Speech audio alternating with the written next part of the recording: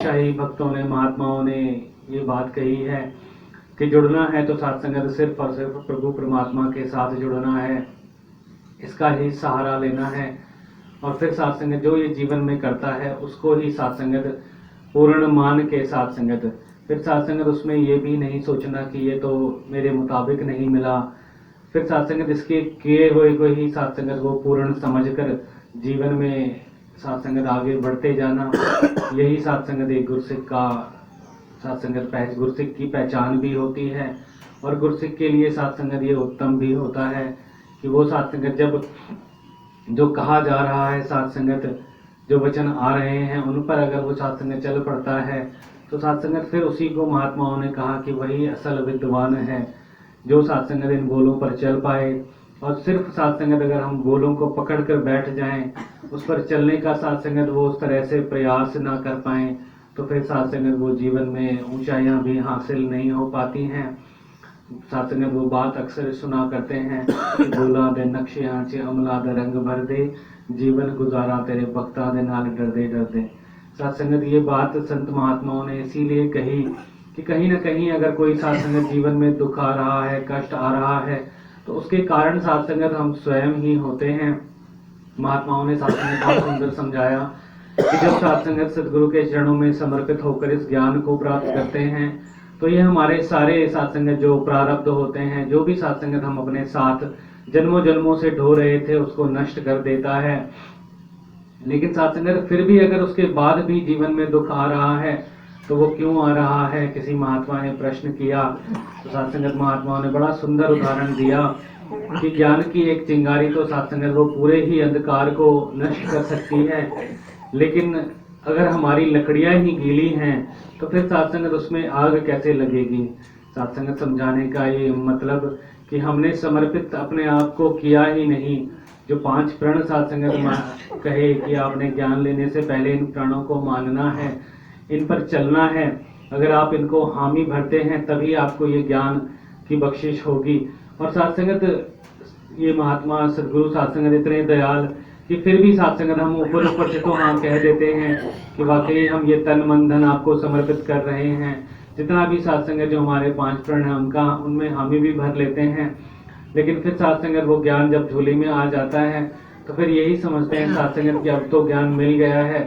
फिर सत्संगत सुविधा अनुसार फिर हम उसका इस्तेमाल कि आज सत्संगत मेरे पास धन है तो मैं उसको अपने हिसाब से यूटिलाइज करता हूँ कि मुझे कितनी सेवा लिखानी है, फिर वो मैं अपने उसमें सत्संगत वो साइन अप लगाने लगता हूँ कि समागम आ रहा है तो इस बार इतनी सेवा करता हूँ, अगली बार ये देखेंगे कि थोड़ी और बढ़ा कर सकते हैं या नहीं। तो फिर सत्संगत वो समर्पण आया कहाँ। सत्संगत कृपा करो सत्संगत की जीवन में ये बातें उतर आए कि जो हम कह रहे हैं, जो सत्संगत स्वयं हम कह रहे होते हैं, उसको भी सत्संगत उस पर भी चलना हमारे लिए इतना भारी हो जाता है।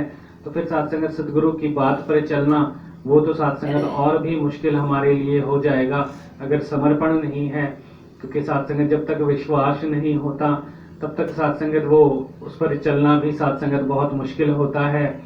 वो सत्संगत कई बार वो उदाहरण भी सत्संगत महात्मा देते हैं कि जब बच्चा सत्संगत छोटा होता है और उसे सत्संगत माता पिता हवा में उछालते हैं तो वो खुशी से सत्संगत हंस पड़ता है और खुश होता है। लेकिन वही बच्चा सत्संगत जब 2-4 साल बड़ा हो जाता है और फिर उसको वो हवा में उछालते हैं सत्संगत तो वो डरता है सत्संगत, क्योंकि अब सत्संगत वो अकल लगाने लगा है कि मैं गिरूंगा तो मुझे चोट लग सकती है।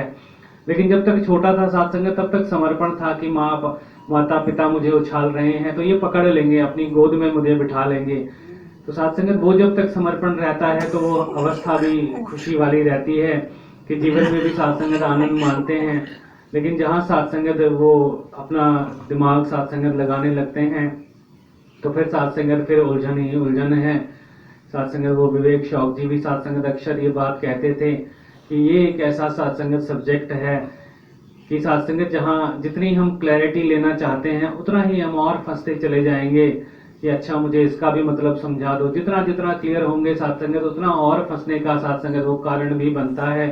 तो आओ सत्संगत कृपा करो, सिर्फ ये बात मन में बैठ जाए सत्संगत की जो ये सदगुरु है, ये पूर्ण है, ये निरंकार का साकार स्वरूप है और मुझे इनके चरणों में समर्पित अपने आप को रखना है। उसके अलावा मुझे और कुछ नहीं सोचना। फिर जो ये कह रहे हैं उस पर ही चलना मेरा कर्तव्य बन जाता है। तो साथ संगत फिर वो जीवन में खुशियां भी ये देते चले जाते हैं। फिर साथ संगत वो सेवा के भी मौके बख्शते हैं।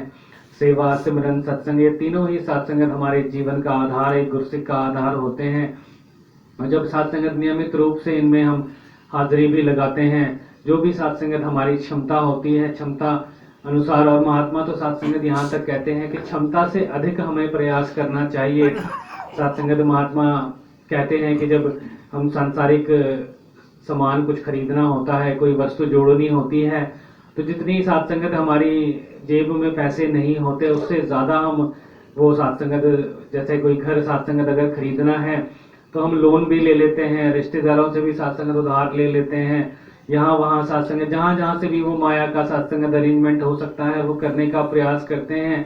लेकिन जब साथ संगत यहाँ सेवा की बारी आती है तो फिर साथ संगत हम अपनी जेब देखने लगते हैं कि इतनी हम सेवा करेंगे, इतना बचा के रख लेते हैं। और साथ संगत ये सदगुरु साथ संगत ये तो सब कुछ हमें दे रहा है, और जो कुछ भी साथ संगत जीवन में आया है या मिला है अब तक, वो सिर्फ और सिर्फ इसकी कृपा से ही मिला है। और हमें ही नहीं साथ संगत, ये पूरे संसार में ही इसकी कृपा से मिल रहा है।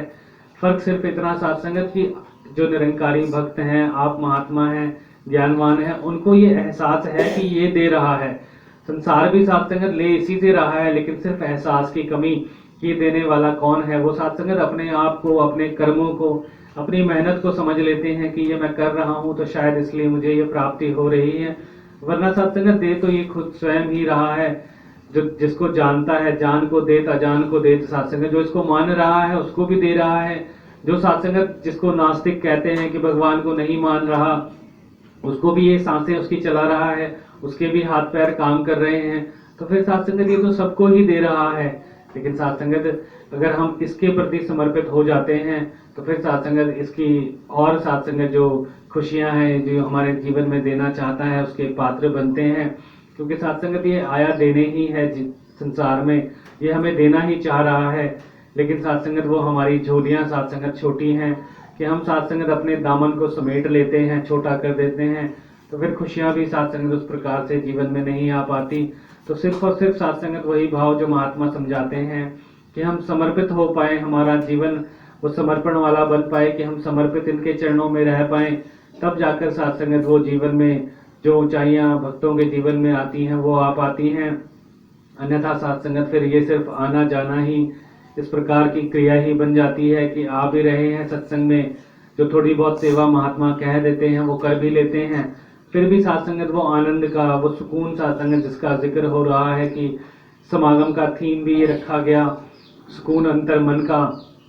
वो वाकई साथ संगत ये सुकून है क्या? जो साथ संगत हम देखते हैं साथ संगत संसार में, अगर किसी वस्तु की तरफ हमारा मोह है कि मेरे पास अगर ये गाड़ी आ जाए, मेरे पास ये कपड़े आ जाएं तो शायद मैं खुश हो जाऊंगा।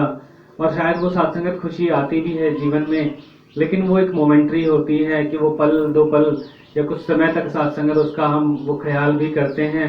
वहीं साथ संगत जहाँ कुछ समय बीतता है तो फिर साथ संगत वो मन की बात अभी करी तो फिर किसी और वस्तु के ऊपर ये मन आकर्षित होता है कि ये जीवन में होती तो शायद ज्यादा आनंद होता। और ऐसे ही साथ संगत ये जीवन हमारा चलता चला जाता है। लेकिन साथ संगत जो आप जैसे महात्मा भगत होते हैं उन्हें ये पता है कि ये तो जो माया है साथ संगत, ये तो इसका भी साथ संगत महात्मा परसों भी साथ संगत ये बात शेयर कर रहे थे कि माया भी निरंकार के जैसे ही साथ संगत ताकतवर है, क्योंकि इसी का साथ संगत ये स्वरूप भी है। तो साथ संगत इसे भी हम कम ना समझे, ये भी साथ संगत पल भर में हमें भ्रमित कर देती है।